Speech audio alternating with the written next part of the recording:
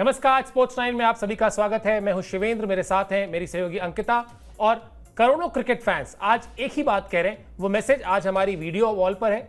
जोश नहीं, होश से रचा जाएगा इतिहास। इतिहास रचा जाना है लॉर्ड्स के उस ऐतिहासिक मैदान में जहां पर भारतीय टीम की बड़ी सुनहरी यादें हैं। भारतीय क्रिकेट आज जिस भी मुकाम पर है वहां पर इस मैदान के इतिहास का बहुत महत्व है। और लॉर्ड्स टेस्ट मैच जिसका आज आखिरी दिन है, वो जिस मोड़ पर खड़ा हुआ है वहां निश्चित तौर पर अगर किसी एक चीज की जरूरत है तो वो होश की, जोश की बिल्कुल नहीं। जोश चाहिए लेकिन वो अलग किस्म का चाहिए। अगर कुछ चाहिए तो वो होश। कहां पर है मैच, कैसे जीता जाएगा मैच और क्या कुछ अब तक 4 दिन में हुआ है, ये सब कुछ आपको शो पर बताएंगे। शुरुआत करते हैं इसी ऐतिहासिक खबर के साथ कि साहब भारतीय टीम को जो है इतिहास रचने के लिए चाहिए 135 रन, सिर्फ 135 रन कहना चाहिए। अगर आप भारतीय टीम की जो बल्लेबाजी इस सीरीज में रही है उसके हिसाब से बात करें तो, लेकिन जिस तरह से चौथी पारी में लक्ष्य को हासिल करने का दबाव होता है वहां पर आप ये कह सकते हैं कि वो 135 रन थोड़े ज्यादा लगने लगते हैं।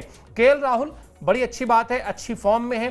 33 रन 33 रन बनाकर क्रीज पर हैं और इंग्लैंड ने भारत को 193 रन का लक्ष्य दिया था। चौथे दिन का खेल जब खत्म हुआ तो भारतीय टीम 4 विकेट खो चुकी थी। 58 रन उसने जोड़े थे। आकाशदीप आउट हुए, लास्ट नाइट वॉचमैन के तौर पे आए थे, लेकिन अब भी भारतीय टीम की बल्लेबाजी में वो दमखम है। भारतीय टीम के बल्लेबाजों में वो फॉर्म अभी तक 2 टेस्ट मैच जो खेले गए हैं उसमें वो दिखाई दी है कि कहा जा सकता है चिंता की कोई बात नहीं है अगर वही घूम फिर कर आ जाए। अगर कुछ चाहिए तो वो होश।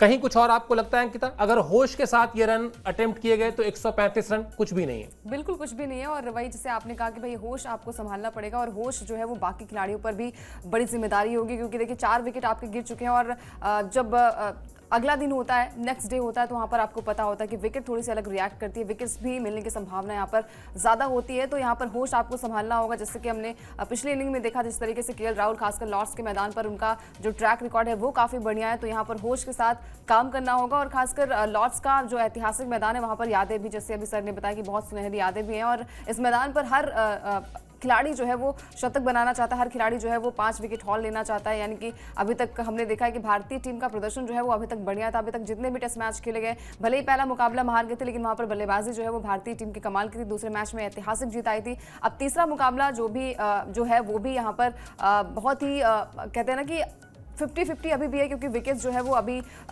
इंग्लैंड ने जो लिए हैं 4 विकेट वो बड़े अहम विकेट थे। स्टार्टिंग के विकेट्स गिर जाते हैं तो कहीं ना कहीं प्रेशर जो है वो मिडिल ऑर्डर में आता है, लेकिन मिडिल ऑर्डर की बल्लेबाजी पिछले इनिंग में काफ़ी अच्छी थी। तो देखना दिलचस्प होगा और होश यहाँ पर हर बैट्समैन को संभालना पड़ेगा।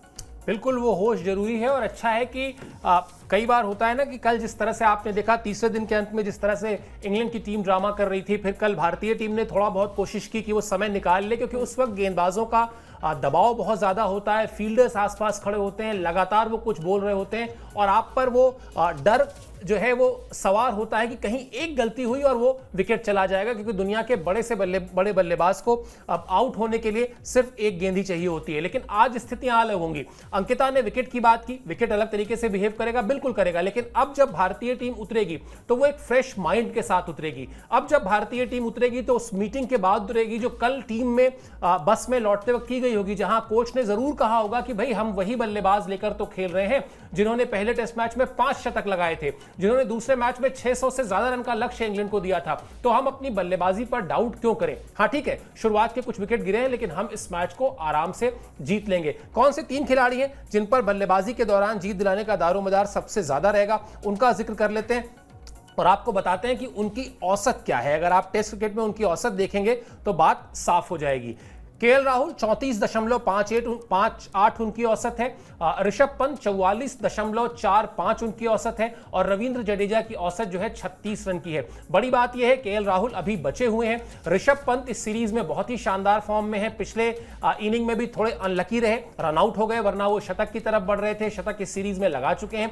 रविंद्र जडेजा ने लगातार कॉन्ट्रीब्यूट किया है, दुनिया के नंबर 1 ऑलराउंडर हैं और सबसे बड़ी बात यह है कि गेंदबाजी में उस तरह का कंट्रीब्यूशन नहीं दे पाए हैं जिस तरह का कंट्रीब्यूशन उनसे उम्मीद रहती है। तो निश्चित तौर पर उनके अंदर भी वो डेस्परेशन होगा। वैसे अच्छी बात तो होगी कि वहां तक बात जाए ही ना, आप जाए ही ना रविंद्र जडेजा तक, उससे पहले आप मैच जीतने। लेकिन अगर वहां तक बात चली जाती है तो उनके अंदर भी ये भूख होगी कि मुझे अपनी टीम को जीत दिलानी है। लेकिन अंकिता, मैं चाहूंगा कि मतलब अब वो जो 135 रन है ना, वो ज्यादा से ज्यादा इन 3 बल्लेबाजों से बन जाए। इसके बाद अगर आप गए तो फिर सांसें आपकी भी ऊपर नीचे होती रहेंगी। बिल्कुल, जैसे आपने कहा कि भाई नर्वस हर खिलाड़ी होता है, खासकर जब आपके विकेट्स गिरते हैं तो कहीं ना कहीं वो प्रेशर और भी ज्यादा खिलाड़ियों पर आ जाता है। लेकिन यहाँ पर सबसे अच्छी बात है कि अभी भी केएल राहुल मौजूद है और ऋषभ पंत की पार्टनरशिप पिछले मैच में आपने देखा होगा कि 100 से ज्यादा की पार्टनरशिप थी। तो ये दोनों खिलाड़ी जो है वो बहुत ही अच्छी फॉर्म में भी नजर आ रहे हैं। पिछले मैच की हम बात करें या फिर इनिंग्स की बात करें, हर एक इनिंग्स में जो है वो बेहतरीन फॉर्म इन दोनों खिलाड़ियों की रही है। तो जैसे आपने कहा कि भाई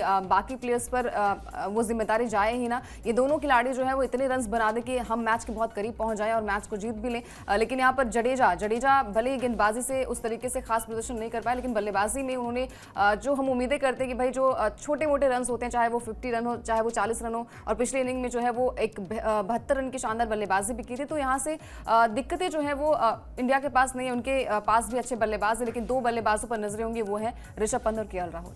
बिल्कुल, ऋषभ पंत और केएल राहुल दोनों ही शानदार फॉर्म में हैं, दोनों ही की जिम्मेदारी। और इन 3 खिलाड़ियों के साथ एक चीज और भी है अंकिता, अनुभव के लिहाज से भी देखा जाए तो इनका सैंपल साइज वो बाकी के खिलाड़ियों से ज्यादा है। ये टीम के सबसे अनुभवी खिलाड़ी हैं, इसीलिए इन पर दारोमदार ज्यादा है। और 135 रन, पूरा का पूरा दिन आपके पास बचा हुआ है। अगर कुछ करना है तो सिर्फ वो पहले आधे घंटे जो है आपको अपने आप को नियंत्रित रखकर, अपने आप को काबू में रखकर गेंदबाजों का सामना करना है, और कुछ करने की जरूरत नहीं है। विकेट परेशान कर रही है, इसमें कोई दो राय नहीं है। विकेट जिस तरह से बिहेव कर रही है वो परेशान कर रही है बल्लेबाजों को, लेकिन इतना भी नहीं परेशान कर रही है कि वो किसी जैसे कहते हैं ना कि दैत्य जिस तरह से परेशान करता है, वैसी कोई समस्या अभी तक विकेट पर नहीं है। खड़े होइए, आप खड़े होंगे, रन अपने आप बनेंगे। वॉशिंगटन सुंदर पिछले दिनों उन्होंने जो परफॉर्मेंस की वो बड़ी शानदार रही। उसके बाद जब वो प्रेस कॉन्फ्रेंस में आए तो उन्होंने क्या कहा ये आपको बताते हैं, क्योंकि वो काफी कॉन्फिडेंट है कि भारत इस टेस्ट मैच को जीत रहा है। हम किसी भी दिन इस चुनौती को स्वीकार करेंगे, हम 5वें दिन सच में अच्छा परिणाम देंगे। हमारे ड्रेसिंग रूम में कुछ मजबूत बल्लेबाज हैं, ये हर तरह से रोमांचक है। लॉर्ड्स में टेस्ट जीतना अद्भुत होगा, इसलिए मुझे लगता है कि हम काफ़ी अच्छी स्थिति में हैं। बड़ी कमाल की गेंदबाजी की उन्होंने जिस तरह से, और जिन बल्लेबाजों को, इंग्लिश बल्लेबाजों को उन्होंने आउट किया, वो टेस्ट मैच की दशा और दिशा बदल सकते थे। लेकिन ये जो विश्वास उनके अंदर दिख रहा है, जहां पर वो कह रहे हैं कि ये लॉर्ड्स में टेस्ट जीतना अद्भुत होगा, ये विश्वास ऐसे नहीं आता है। ये विश्वास तभी आता है जब आपकी परफॉर्मेंस अच्छी हुई हो, और गेंदबाजी में जो उन्होंने जो परफॉर्मेंस की थी वो निश्चित तौर पर वो उनको वो आत्मविश्वास दे रही होगी, जिसकी बदौलत जो है वो ये बात कह रहे हैं कि हम बड़ी कंफर्टेबल सिचुएशन में हैं। ठीक है, हमारे विकेट गिरे हैं, लेकिन अभी हमारे पास ड्रेसिंग रूम में ऐसे बल्लेबाज हैं, ऐसे मजबूत खिलाड़ी हैं, ऐसे अनुभवी बल्लेबाज हैं जो हमको ये 135 रन बनाकर दे देंगे। और अभी एक चीज और जान लीजिए, टेस्ट क्रिकेट है, 135 रन में ना विरोधी टीम का कप्तान भी बहुत डाउट में रहता है अंकिता। उसको ये नहीं समझ में आता, अभी 2 चौके लग जाएंगे ना तो आप सीधा 127 पे आ जाएंगे। ऐसे ही एक आध एज यहां वहां लगता है, और वो लगता ही है, मतलब उसको कोई भी कप्तान दुनिया का नहीं रोक सकता। वो एक आध फाइन लेग से चौका जाएगा, एक आध स्लिप के बीच से चला जाएगा, और फिर अचानक आप इस दुविधा में आ जाएंगे कि आप करें क्या, आप अटैक के लिए जाएं या आप डिफेंस के लिए जाएं। इंग्लैंड की टीम के पास इस वक्त अगर कोई रास्ता है, अगर दूर दराज कोई रास्ता अगर जीत का है, तो वो सिर्फ और सिर्फ ये है कि वो अटैक करें। और अटैक का मतलब ये होगा कि वो रन्स लीक होंगे, वो स्लिप में, वो फाइन लेग में, यहां वहां एजेस लगेंगे और वो रन बनेंगे। तो मजा आने वाला है कुल मिलाजुलाकर। चलिए अब उस 4 विकेट जो गिरे उसकी बात भी कर लेते हैं। किस तरीके का वो जो आखिरी के करीब 30-35 मिनट की बल्लेबाजी रही, बड़ी नाटकीय रही, उसका भी हवाला, उसका भी ब्यौरा आपको दे देते हैं। किस तरह से भारतीय टीम चौथी पारी में दबाव में दिखाई दी, इस दबाव से आप इंकार नहीं कर सकते हैं। 193 रन था टीम इंडिया को बनाने थे, और जायसवाल उसके बगैर खाता खोले आउट हुए। करुण नायर 14 रन बनाकर आउट हुए। कप्तान गिल लगातार अच्छा खेल रहे थे, लेकिन वो भी 6 रन बनाकर आउट हो गए। और नाइट वॉचमैन के तौर पर आकाशदीप को भेजा गया था, वो भी 1 रन बनाकर आउट हो गए। तो मैच यहां पर जब खत्म हुआ तो केएल राहुल लौटे, और उसके बाद अब आज उनके साथ बल्लेबाजी की शुरुआत ऋषभ पंत करेंगे। लेकिन कुल मिलाजुलाकर वो 193 रन का प्रेशर, चौथी पारी का प्रेशर जो है वो दिखाई दिया भारतीय टीम पर। बिल्कुल, और वो प्रेशर जो है वो कहीं ना कहीं दिख भी रहा था कि भाई आकाशदीप को भेजा गया, वो भी 11 बॉल किसी तरीके से हैंडल करे थे, लेकिन बेन स्टोक्स ने आउट किया। और यही चीज़ें होती कि भाई अगर आप प्रेशर में रहेंगे तो आपके हाथ से जो है वो गेंदबाजी में भी, वो अच्छी खासी गेंदबाजी में, अगर कोई भी गेंदबाज प्रेशर में वो गेंदबाजी भी करता है तो वहाँ पर रन्स भी लुटाए जाते हैं। और बल्लेबाजी में भी हमने देखा है कि वो प्रेशर वाला अगर मैच होता है, थोड़ा सा प्रेशर आप ले लेते हैं तो आपके विकेट्स भी गिरते हैं। लेकिन यहाँ पर करुण नायर, अब करुण नायर जो है वो कितने भी मैचेस हमने देखे हैं वहाँ पर उस तरीके से छाप अभी तक नहीं छोड़ पाए हैं। उम्मीदें यही हैं कि भाई जो एक सीनियर प्लेयर के तौर पर जो हम कहते हैं कि भाई 13 शतक भी वो लगा चुके हैं, तो कहीं ना कहीं उन पर भी नजरें होंगी। अभी तक तो टीम इंडिया की बल्लेबाजी बहुत ही कमाल की रही है। केएल राहुल, जिस तरीके से हम बात कर रहे थे कि वो सीनियर प्लेयर के तौर पर वो जिम्मेदारी जो इससे पहले रोहित और विराट लेकर अपने कंधों पर आते थे, वो जो रिस्पॉन्सिबिलिटी है वो केएल राहुल यहाँ पर दिखाते नजर आए। इसके अलावा ऋषभ पंत हर एक मैच में जब जब भी दरकार होती है एक लंबी पार्टनरशिप की, जब जब भी दरकार होती है कि भाई यहाँ से मैच को बनाना है, वहाँ पर ऋषभ पंत की वो हर एक पारी जो है वो यादगार होती है। तो आज के मैच में भी दोनों पर निगाहें होंगी। ऋषभ पंत और केएल राहुल हर एक मैच में उन्होंने अपना 100% दिया है। और जडेजा की अगर हम बात करें तो वहाँ पर भी उनका कॉन्ट्रीब्यूशन पिछले इनिंग में जिस तरीके से प्रदर्शन था, और एक अच्छा खासा अगर आपको अच्छे खासे रन्स बनाने हैं आपको, तो कहीं ना कहीं आपको अच्छी बल्लेबाजी भी करनी पड़ेगी।